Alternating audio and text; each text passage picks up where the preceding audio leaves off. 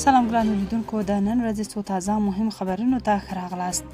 ملا یعقوب وایي داسې مسلکي دفاعي سیستم جوړول غواړو چې د افغانستان امنیت تضمین کړي. دفاع وزیر محمد یعقوب مجاهد د روسیې په کوربتوب د امنیت شورا نړیوال فورم په لومړۍ غونډه کې ویلي موږ غواړو داسې مسلکي دفاعي سیستم رامنځته کړو چې نه یوازې د افغانستان امنیت تضمین کړي بلکې د سیمې د ټیکاو لپاره هم مثبت ثابت شي. نوموړي له ګاونډي هیوادونو سره د اړیکو پر ښه والي ټینګار کړی او ویلي دي چې افغانانو ټولو هیوادونو په ځانګړې توګه خپلو ګاونډیو ته تل ښه نیت لرلی، د تاریخ په اوږدو کې نه پر چا ظلم کړی او نه هم تجاوز. نوموړي همداراز ویلي زموږ اساسي دریځ دا دی چې امنیت د تقابل پر ځای د تفاهم له لارې ټینګ شي. موږ هیڅکله چاته اجازه نه ورکوو چې زموږ خاوره د بل هیواد په ضرر وکاروي.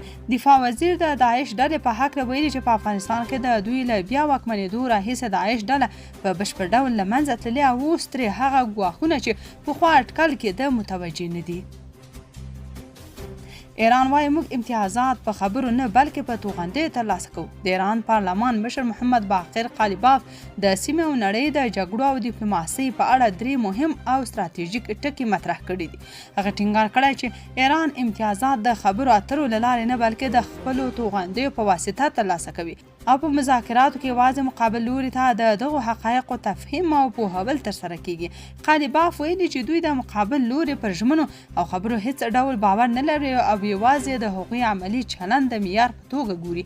هغه زیاته کړې چې د مقابل لوري د عملی ګام پورته کولو وړاندې به د ایران لخوا هیڅ ډول اقدام ترسره نشي. نوموړي د هوکړو په اړه لیکلي چې د هرې هوکړې او توافق اصلي ګټونکی هغه څوک دی چې د هغې له سبا ورځې څخه د راتلونکې جګړې لپاره ځان ښه چمتو کړي.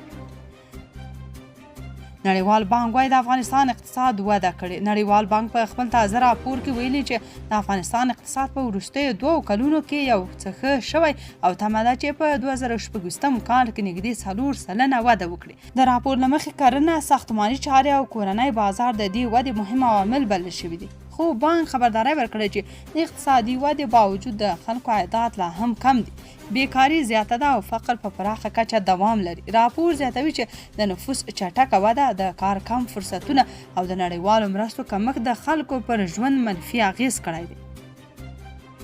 افغانستان پخوانی ولسمشر ډاکټر نجیب الله لور هیله نجیب الله په یوه تازه لیکنه کې د هېواد د تیر تاریخ او اوسني سیاسي وضعیت د پرتله کولو ترڅنګ پر یو شمېر مشهورو سیاسي او پوځي څېرو نیوکې کړې دي. نوموړي د غازي امان الله خان او ډاکټر نجیب الله د دورو پرمختګونه او د هغوی سقوط ته په اشارې سره لیکلي چې په تیرو وختونو کې د هېواد هوایي او فضایي ځواک پیاوړی و. د امان الله خان په وخت کې روسي پیلوټانو د هوایي ځواک ملاتړ کاوه او د نجیب الله په دوره کې لومړی افغان فضا ته لاړ، خو دواړه حکومتونه د کورنیو پاڅونونو او د پردیو هیوادونو د ملاتړ له امله سقوط شول. هیله نجیب الله د طالبانو او پخوانیو رهبرانو په سیاستونو کې شته تضادونو ته ګوته نیسي او وایي ملا یعقوب چې پلار روسانو سره جهاد کاوه نن پخپله له روسانو سره معاهدې لاسلیک کوي او په دې توګه له ملاګړۍ څخه د پخوانیو کمونیستانو لاس ته لوېدلی دي. هغې دغه راز پر ګلبدین حکمتیار نیوکه کړې چې بار بار یې پر ټاکنو بریدونه کړي او سوله یې رد کړې، خو نن خلک رایو ورکولو او دیموکراسۍ ته هڅوي. اڅکزی وایي که افغانستان له ناورین سره مخ شي د سیمې نور هیوادونه به هم اغېزمن شي. د پاکستان د قومي اسمبلۍ د اپوزیسیون او د پښتونخوا ملي عوامي ګوند مشر محمود خان اڅکزي ویلي چې افغانستان د تاریخ په اوږدو کې خپلواک هیواد پاتې شوی او خلک باید دغه هیواد په چارو کې لاسوهنه ونه کړي. د هغه په وینا که افغانستان له ناورین سره مخ شي نو پاکستان او ایران به هم اغېزمن شي. اڅکزي دغه څرګندونې په چمن کې د اختر د 3مې ورځې په مناسبت جوړې شوې ولسي غونډې ته د وینا پر مهال کړي. هغه ویل د سیمې هیوادونه باید د زور او فشار پر ځای د تفاهم لاره خپله کړي. هغه زیاته کړه افغانستان د تاریخ په اوږدو کې خپلواک پاتې شوی او هیڅ ځواک نه دی توانېدلی چې دغه هیواد مات کړي. د پښتونخوا ملي عوامي ګوند مشر د ډیورنډ کرښې پر اغزن تار هم سختې نیوکې وکړې او ویې ویل دغه تار د امریکا په غوښتنه لګول شوی دی. نوموړي وویل دوی به د دغه تار پر ضد خپل احتجاج ته دوام ورکړي او اغزن تار به پرې کوي څو دغه خنډ لرې شي. هغه د چمن او په ډیورنډ کرښه د پرتو سیمو د خلکو د ستونزو یادونه هم وکړه او ویې ویل دا د منلو نه ده چې د تفتان له لارې د سوداګري روانه وي، خو د چمن د خلکو پر مخ د دروازې تړلې وي. د هغه په خبره که له خلکو مالیه اخیستل کیږي نو باید د قانوني سوداګرۍ حق هم ورکړل شي.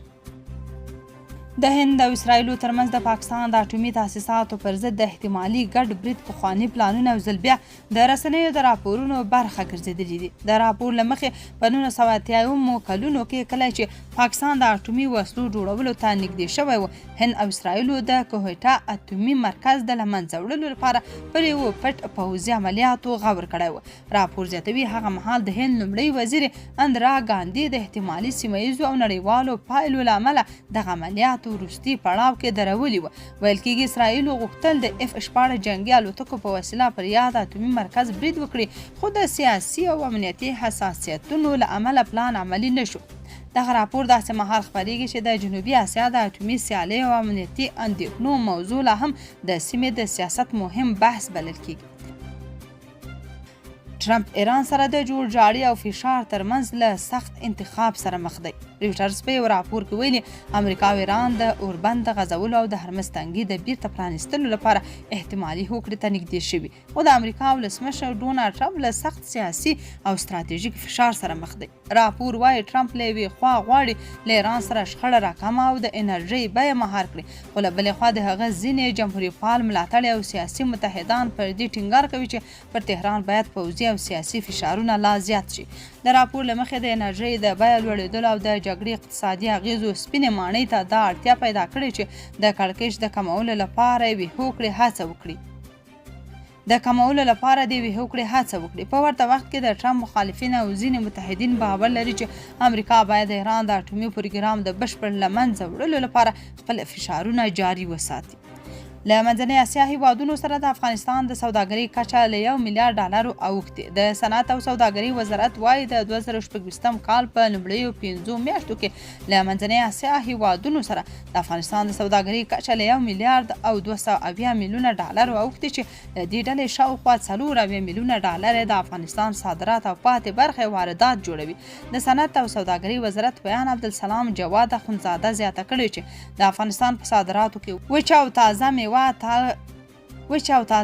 تالک، ډبره، سبزیجات، طبي بوټي او بېلابېل جوسونه شامل دي.